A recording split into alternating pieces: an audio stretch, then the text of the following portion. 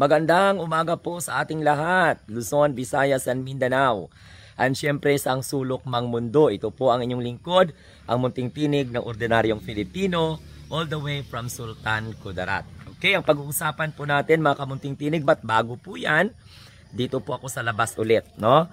And syempre bago po yan, nais ko lamang pong sabihin sa inyo na talagang ipagdasal po natin kung ano po ang mga nangyayari ngayon sa Israel.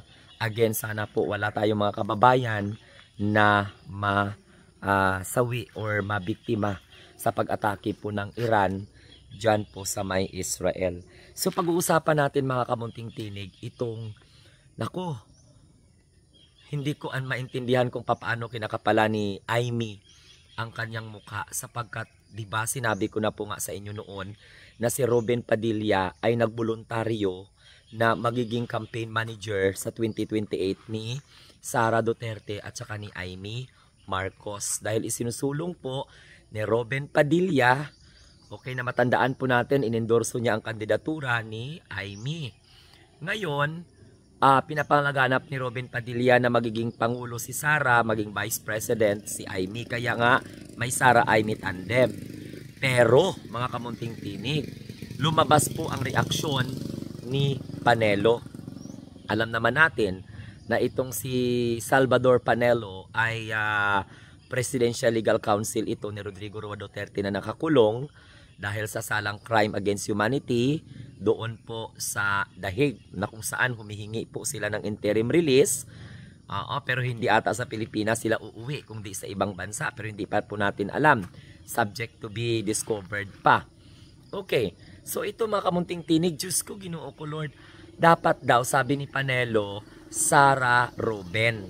Oo, pero matatandaan po natin na talagang bago po magsalita si Robin Padilla about po doon sa 2020 election, itong si Panelo talaga noon, hindi pa nakakulong si Rodrigo Duterte yan hindi pa nakulong si Kibuloy, at hindi pa po napasara yung ibang mga ng SMNI. Talagang si Panelo 200% na talaga ang nagsabi na kapag daw po ay hindi tumakbo si Sara Duterte sa pagkapangulo sa 2028, ang tatakbo po at talagang landslide at sigurado 200% mananalo daw po si Robin Padilla bilang pangulo ng Republika ng Pilipinas. Oo, alam naman natin na ang isa sa mga tagapayo ni Robin Padilla ay si Panelo Salvador. Ngayon, mga kamunting tinig, hindi po, wala pong tiwala si Salvador Panelo. Alam mo, Aimee, magising ka na sa katotohanan. Tama na, no? Ang panggagamit mo sa mga Duterte sa iyong ambisyon sa 2028. Ikaw ata yung may ambisyon hindi ata si Speaker Martin Romualdez na sinasabi po ninyo na tambaluslos o kung sino-sino pa man dyan, no? At kung sino-sino mga imaginary enemy sa politics ni Sara Duterte. Ngayon, Aimee, kung mayroon kang utak, dapat tandaan mo na sinusuka ka na ng mga kaalyado ni Rodrigo Roa Duterte. At even kay Rodrigo Roa Duterte, pinagtitiisan ka na lang. Mantakin mo, hindi nga itinaas ang kamay mo ni Rodrigo Duterte. To be honest, noon tinaas, pero yung dekalaunan, hindi na. Oo, kasi alam mo kung bakit. Kahit si Rodrigo Duterte, duda sa'yo. Kahit ikaw pa yung tumulong sa kanya. Ngayon, balik tayo dito po sa usapin mga kamunting tinig. Ito po ang nangyari. Sabi po ni Panelo, may tiwala pa siya sa Sara Robin tandem. Okay? May tiwala siya sa Sara Robin tandem. May tricycle kasi na dumaan.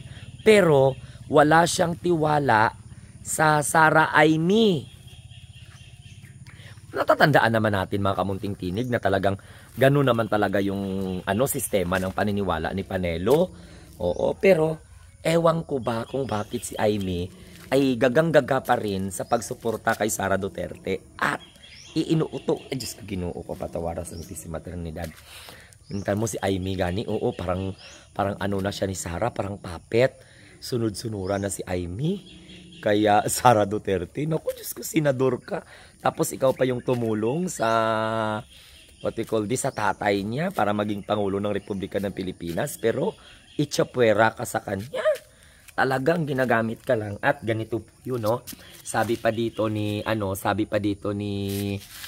Sara Duterte, si Aimee daw po ang magbabalik sa tatay niya o magpapalabas sa tatay niya at magpapabalik sa Pilipinas dahil po kapatid daw ni Aimee ang nagdala doon sa dahig. Okay. Pero ito talaga, ibig sabihin, kapag halimbawa 2028 at magkaroon na po ng eleksyon, dahil pag-usapan natin eleksyon, advance kasi sila mag-isip eh. At saka tandaan mo, sila pa lang man ang managabulon, sila pa lang ang nagasabi na na tatakbo sila. Wala naman iba eh. Sila lang naman ang na tatakbo. Ngayon, kahit na advisor po ni Robin Padilla si Panelo ngayon ang putak ng putak laban kay Aimee Marcos. Kahit na sabihin pa natin, galit tayo kay Aimee, pero sa totoo lang, parang may ambag pa si Aimee sa mga Duterte kumpara kay Panelo. Pero si Panelo itong galit na galit kay Aimee. Ano to? Selos na ba ito? Kasi si Panelo ngayon wala na sa limelight eh.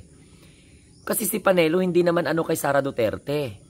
Hindi man close si Panelo kay Sara Duterte. Si Panelo, doon po siya kay Robin Padilla close at saka kay Rodrigo Roa Duterte. Pagdating kay Sara Duterte, walang say po si Panelo kay Sara. Ang pumapapel ngayon kay Sara Duterte, walang iba, si Roque. Dahil nagpapakapal na lang po ng mukha si Roque. Pero, sa totoo lang po, si Panelo, wala nang boses sa side ni Sara Duterte. Kaya, pilit niya talagang sisirain si Aimee. Pero alam mo, sa totoo lang, si Aimee naman talaga ang may contribution kay Sara. Kung tutuusin lang hindi si Panelo. Kaya doon mo makikita na mag-aaway-away talaga sila. Naku, kasi syempre sisirain ni Panelo si Aimee. Yung mga alipores ni Panelo sisirain din si Aimee. Dahil pagdating po ng 2028, hindi po yung mga aso o kasabad mga ingay-ingay ang mga aso. Pagdating po ng 2028, mag-aaway yan sila. Mag-iiwanan yan sila. Kanya-kanya yan silang political vested interest. Maniwala kayo. Lalong-lalo na ngayon, hindi po in good terms si Panelo kay Aimee. Kasi wala siyang tiwala eh. Siguro ang tingin ni Panelo kay Aimee, traidor. Tapos lawlaw ang pagsuporta niya kasi nga nagpakandak-kandak ng hearing. Kaplastikan lang naman daw gani yung hearing-hearing ni Aimee. Kasi ang gusto ni Panelo at saka syempre ibang mga kaalyado ni Sara, patanagutin talaga si PBBM. Wala kayong magawa. Si Aimee Marcos, kahit sabihin pa natin na sumusuporta si Aimee sa kay Sara Duterte, pero sa totoo lang, pagdating ng panahon, lalabas at lalabas na si Sara at saka si Aimee naggagamitan lang sila. Kaya nga dinadala ni Sara Duterte si Aimee. Hindi nyo ba naintindihan? Puro insulto. Kaya iwan ko anong nakain ni Robin Padilla na i-partner niya si Aimee kay Sara. Pero pagdating po talaga sa 2028 presidential elections, lahat ng mga kumakampihan dyan, nagkakampihan sa side ng mga Duterte, mag-aaway-away yan. Maniwala kayo. By the way, nakikita nyo sa likod, yung bahay kubo na tambayan ko yan. Yan ang tambayan ko sa labas. So, nandito ako sa labas ngayon. Tapos, highway na yan. Tingnan ninyo yan. Yan, ganun. Diba? So, para may mga patalastas naman. So, ganun lang. Bad shot si Aimee kay Panelo. Si Panelo ang magiging dahilan para yung ambisyon ni Aimee na umangat sa politika ay ang mangyayari po. Ganito po mga kamunting tinig. Ang style ni Aimee, didikit siya kay Sara Duterte. Pag maaisisi nga si Sara Duterte at mapanagot, ma-impeach or makasuhan ng plunder, si Aimee ang tatakbong pangulo. Kasi ang sabi kasi parang si Aimee option na. Kung ako ang mag-a-analyze, parang si Aimee option na ngayon, no? Kasi pag halimbawa, maaisisi si Sara, ma-plunder or di kaya ma-impeach kasi tuloy-tuloy ang impeachment kahit ma-delayed, okay? Ang mangyayari po, wala na silang sabihin pa nating standard bearer. So si Aimee ngayon ang susunod kasi inaano nila si Aimee na magiging pangalawang pangulo. Ang problema, si Aimee walang suporta sa mga Duterte talaga na mga diehard. Pinaplastic lang siya. Si Panelo na Presidential Legal Counsel ni Digong, bad shot din si Aimee doon. So, isa sa sisira kay Aimee, si Panelo. O, si Baste. Yan ang sisira. So, ngayon, si Aimee ay option or di kaya po'y uto-uto sa kampo ng mga Duterte. Alangan naman palayasin siya ng mga kampo ng mga Duterte. Di masyadong halata, di ba? Kaya kahit ayaw ng mga Duterte, oo, pinipilit na lang. Tingnan mo si Basti nga, ayaw niya kay Aimee. Okay? So yan po mga kamunting tinig, ang ating topics ngayon. At maraming salamat po sa inyo, no? So ang gagawin po ninyo, huwag kalimutan mag-share, mag-like and subscribe, and don't forget to click the notification bell para updated kayo every time na tayo po ay mag-upload ng mga video, magla-live, no? At magkaroon tayo ng activity dito po sa ating Munting Tinig channel. And syempre, bilang panghuli, huwag kalimutan na tayo po ay ang mga bagong Pilipino sa bagong Pilipinas. Bye-bye and God bless.